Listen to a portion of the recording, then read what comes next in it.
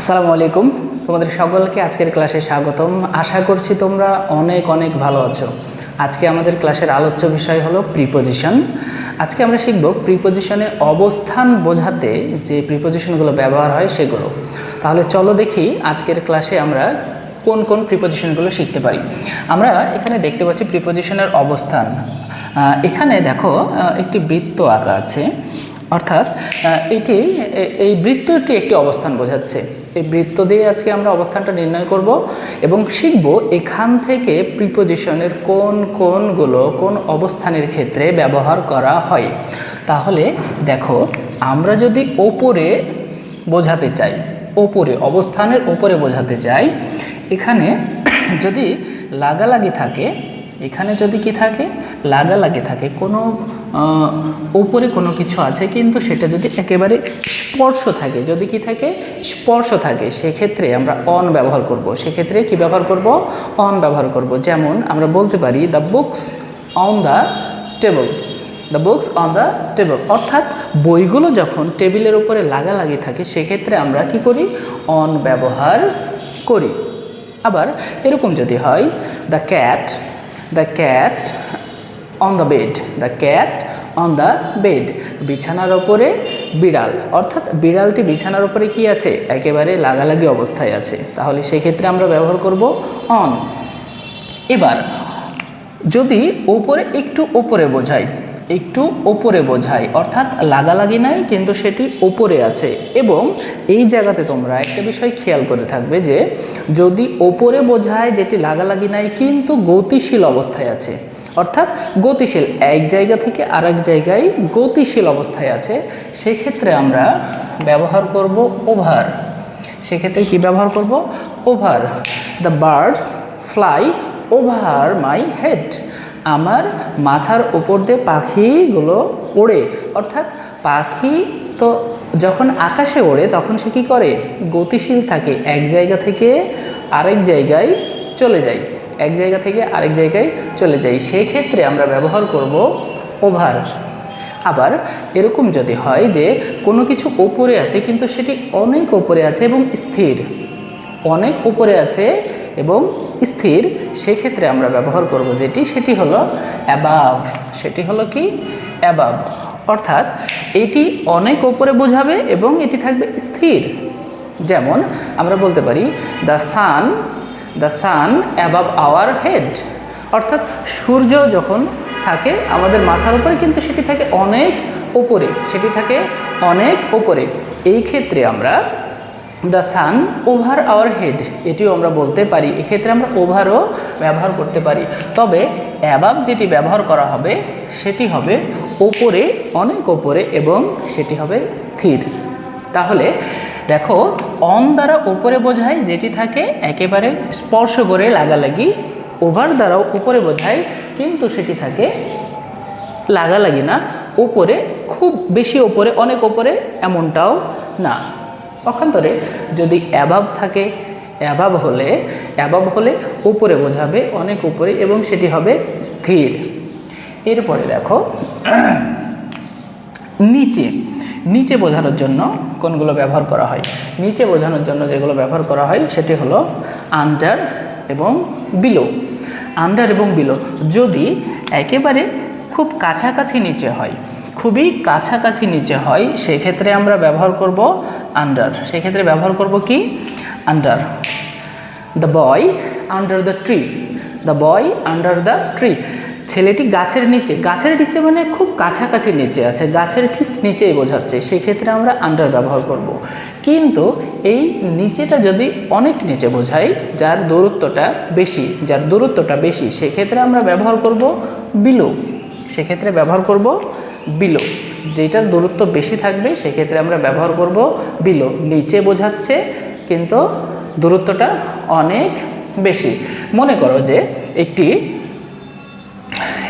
সেতু, নদীর উপরে একটি সেতু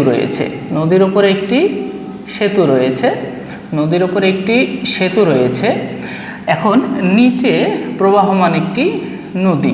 তাহলে এই যে সেতুর নিচে যে নদী আছে, এটি দূরত্বটা কি থাকে, সবসময় বেশি থাকে, সবসময় বেশি থাকে। তাহলে আমরা বলতে পারবো যে the river below the bridge, the river below the bridge, অর্থাৎ আমাদের যে সেতু আছে সেতুর ঠিক নিচেই যে আছে না, একটু দূরত্বে আছে, সেই ক্ষেত্রে আমরা বিলো ব্যবহার করব। এবার দেখো, আমরা যদি পাশে বোঝাই, পাশে ঠিক পাশাপাশি বসেছে, একেবারে কাছে আছে, পাশাপাশি আছে, সেক্ষেত্রে হবে বিসাইড, সেক্ষেত্রে হবে বিসাইড।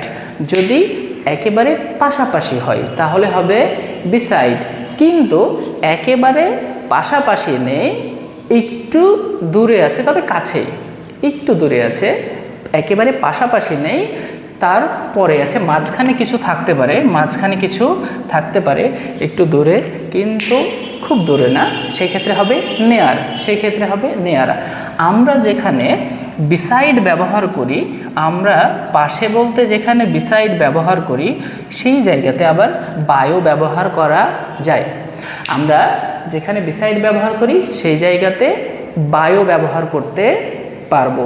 যদি বলি the house beside the mosque, the house beside the mosque, মসজিদের পাশে বাড়িটি, এক্ষেত্রে আমরা এই জায়গাতে the house by the mosque, এটাও আমরা ব্যবহার করতে পারবো। কাছাকাছি একেবারেই পাশাপাশি হলে হবে বিসাইড, কিন্তু একেবারে কাছাকাছি না হয়ে তার একটু পরে আছে, খুব দূরে নয়, কাছাকাছি, সেক্ষেত্রে হবে নেয়ার, সেক্ষেত্রে হবে নেয়ার। দেখো, যদি কোনো কিছু ঠিক সেন্টারে থাকে, মাঝামাঝিতে থাকে, কোনো কিছু মাঝামাঝিতে থাকে, ভেতরে বোঝায়, মাঝখানে বোঝায়, আমরা ওখানে ব্যবহার করব ইন। মাঝখানে, মাঝখানে বোঝালে ব্যবহার করব ইন, মাঝখানে বোঝালে ব্যবহার করব ইন। তা যদি এরকম বলি যে the ball in the room, the ball in the room, অর্থাৎ বলটি আছে রুমের ঠিক মাঝখানে, বলটি আছে রুমের ঠিক মাঝখানে, সেক্ষেত্রে ইন। কিন্তু যদি যদি একেবারে মাঝামাঝি না থেকে কোনো একটা নির্দিষ্ট স্থানে থাকে, কোনো একটি নির্দিষ্ট স্থানে থাকে, পাশে, সাইডে, যেটিকে একটি ছোট্ট একটি স্পট বোঝায়, ছোট্ট একটি স্পট বোঝায়, সেক্ষেত্রে আমরা ব্যবহার করব অ্যাট, সেক্ষেত্রে ব্যবহার করব অ্যাট। অ্যাট অর্থাৎ কোনো একটা স্পট, কোনো একটা স্পট, এই স্পটের ক্ষেত্রে ব্যবহার করব আমরা অ্যাট। কিন্তু যদি সেটি হয় মাঝে, মাঝখানে, সেক্ষেত্রে ব্যবহার করব আমরা ইন, সেক্ষেত্রে আমরা ব্যবহার করব কি ইন। দেখো, আমরা যদি দেখি যে কোনো কিছু বাইরে থেকে ভেতরে ঢুকছে, কোনো কিছু বাইরে থেকে ভেতরে ঢুকছে এবং এটি গতিশীল অবস্থায় আছে, এটি আছে গতিশীল অবস্থায়, সেক্ষেত্রে হবে ইনটু, সেক্ষেত্রে হবে ইনটু, সেক্ষেত্রে হবে ইনটু।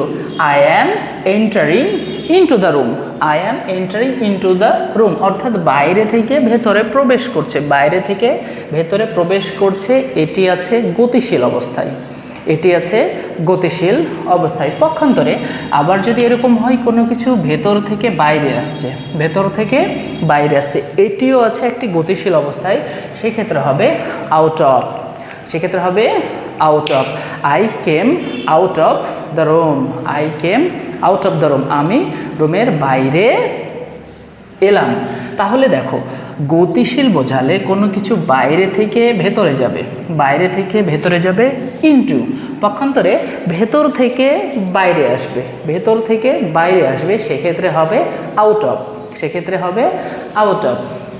আবার এখানে দেখো যে আমরা যদি দেখি কোনো কিছু ভেতর দিয়ে বের হয়ে যাচ্ছে বাইরে, এক পাশ থেকে একেবারে অন্য পাশে, এক পাশ থেকে অন্য পাশে ভেতর দিয়ে বের হয়ে যাচ্ছে, সেই ক্ষেত্রে ব্যবহার করব আমরা থ্রো, সেক্ষেত্রে কি ব্যবহার করব আমরা থ্রো।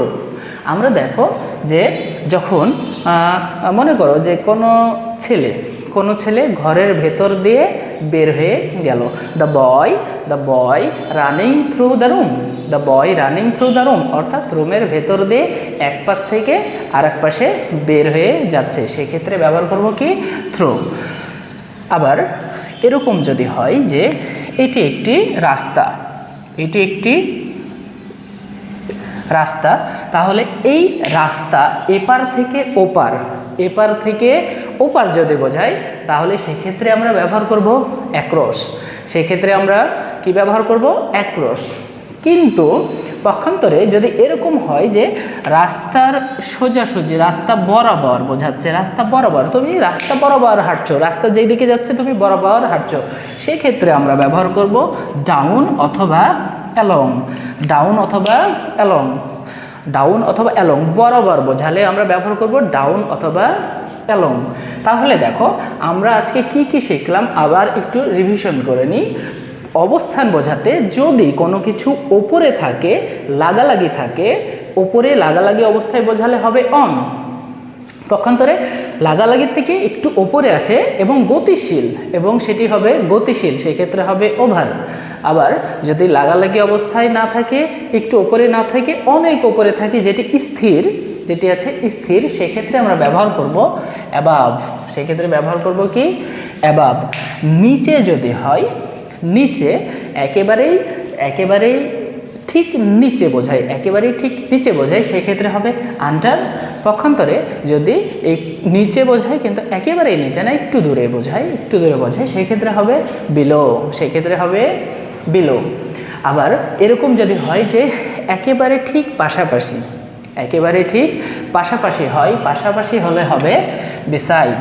পাশাপাশি হলে হবে বিসাইড। পক্ষান্তরে পাশাপাশি, একেবারে পাশাপাশি না, খুব দূরেও না, পাশাপাশির ঠিক পরবর্তীতে আছে, সেক্ষেত্রে আমরা ব্যবহার করব নেয়ার। এবং তোমরা জেনে থাকবে যে যেখানে আমরা বিসাইড ব্যবহার করি সেই জায়গাতে আমরা বায়ও ব্যবহার করতে পারবো। শুধু বিসাইড না, আমরা নেয়ারের ক্ষেত্রেও বাই ব্যবহার করতে পারবো। আবার কোনো কিছু গতিশীল অবস্থায় ভেতরে প্রবেশ করলে হবে ইনটু। পক্ষান্তরে কোনো কিছু গতিশীল অবস্থায় ভেতর থেকে বাইরে আসলে হবে আউট অফ। গতিশীল অবস্থায় ভেতরে প্রবেশ করলে হবে ইনটু, গতিশীল অবস্থায় ভেতর থেকে বাইরে আসলে হবে আউট অফ। আমরা যদি দেখি যে এপার থেকে ওপারে, এপার থেকে ওপারে, সেক্ষেত্রে হবে অ্যাক্রস। এবং যদি বরাবর হয় তাহলে সেটি হবে ডাউন বা অ্যালং। ডাউন বা অ্যালং। আজকে এই পর্যন্ত হিসেবে আমাদের প্রিপোজিশনের অবস্থান সম্পর্কে যে প্রিপোজিশনগুলো ব্যবহার হয় সেটির ক্লাস। তো আশা করছি তোমাদের ভালো লাগবে। পরবর্তীতে এরকম আরও ক্লাসগুলো থাকতে, ক্লাসগুলো পেতে তোমরা আমাদের সাথেই থাকবে এবং আমাদের পেজটাকে ফলো করে রাখবে। সকলে অনেক অনেক ভালো থাকো। আসসালামু আলাইকুম।